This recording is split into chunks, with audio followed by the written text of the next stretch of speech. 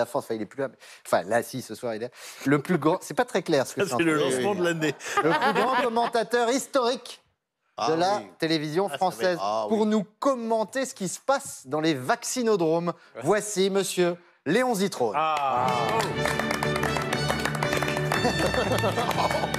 Il y avait longtemps. Il a encore profité. Hein. Mesdames et messieurs, bonsoir. Ici Léon Zitrone en direct du vaccinodrome de Piquet-le-Bon-Trou, où nous allons vivre, grâce aux caméras endoscopiques de Gilbert Largaga, le démarrage de la vaccination de masse à la française. Pour l'instant, tout se passe normalement, puisque suite à un mouvement de grève déclenché par le personnel censé installer les congélateurs qui devraient maintenir les doses à moins 70 degrés, la police a réquisitionné des bacs à glaçons que l'on remplira d'eau dès que les plombiers auront obtenu de l'administration l'autorisation de placer des rondelles non homologuées sur des robinets homologués qui ont été commandés en Pologne et qui n'ont pas encore reçu le visa de sortie du territoire ougandais où ils transitent suite à une erreur d'aiguillage du terminal d'optimisation logistique qui, pour lutter contre les fuites, a décidé de faire voyager les robinets d'un côté et les rondelles de l'autre. Je rappelle également, mesdames et messieurs, bonsoir, que pour être plus efficace, le gouvernement a réquisitionné tous les Français capables de faire des piqûres. Vous pouvez apercevoir donc sur votre écran, en plus des médecins, casaques blanches, Charlotte verdâtre, des infirmières, blouses cintrées sur leur miche, toque à croix rouge, mais aussi des dentistes, morts aux dents et tubes de dentifrice en bandoulière. Ils sont suivis par les vétérinaires spécialisés dans l'insémination artificielle des vaches normandes, équipés de leurs seringues à vulve, capables de contenir des doses pouvant vacciner une ville de 100 000 habitants. Je vois également, mesdames et messieurs, bonjour, des toxicomanes, kazakhs, drapeaux colombiens, toques jamaïcaines, se rendre eux aussi au départ. C'est stupéfiant. Pour que tout cela soit parfaitement équitable et sur ordre d'Emmanuel Macron, la vaccination se fera par ordre alphabétique, mais en commençant par la lettre M.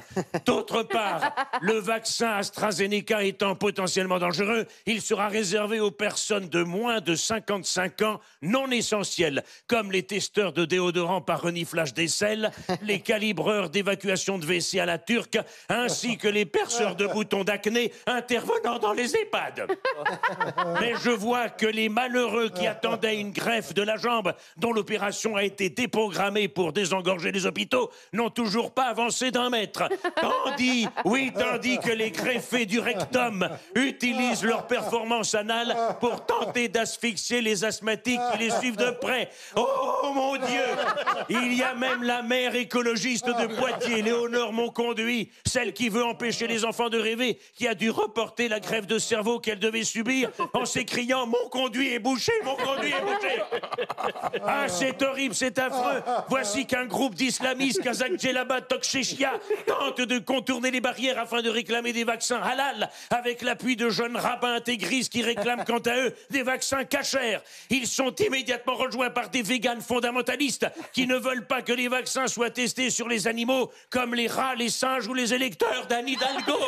Mais voici que, surgissant du diable vauvert, Marine Le Pen, déguisée en Indiana Jones, tente de faire passer son père Jean-Marie pour une momie aztèque de cheval évidemment, afin qu'il puisse bénéficier d'une dose pour personnes âgées dépendantes. Immédiatement prévenu, Emmanuel Macron, téléporté par un drone du ministère de la mégalomanie, tente de l'en empêcher en construisant un barrage tel un castor avec sa queue. Oui, avec sa queue immédiatement escaladée par Jean-Luc Mélenchon, qui parvient à y accrocher le drapeau des Insoumis. Mais là, mesdames et messieurs, bonsoir, vous l'avez compris, il ne s'agit plus de la course à l'immunité collective, mais de la course à la présidentielle. Et vu l'état de notre personnel politique, il se peut que les Français soient tellement vaccinés par les conneries de tous ces guignols qu'ils injectent une dose d'abstention si forte qu'elle nous thrombose la Constitution et nous fasse péter la République. Pour éviter que l'on me casse mes lunettes, je suis donc obligé de rendre l'antenne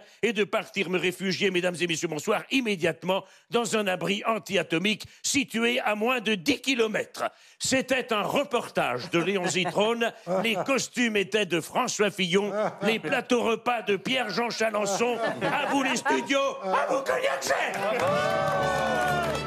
Bravo, Léon Zitrone, Michel Bidoni. Bravo. Michel, revenez, vous avez le droit de rester. Merci. Vous avez le droit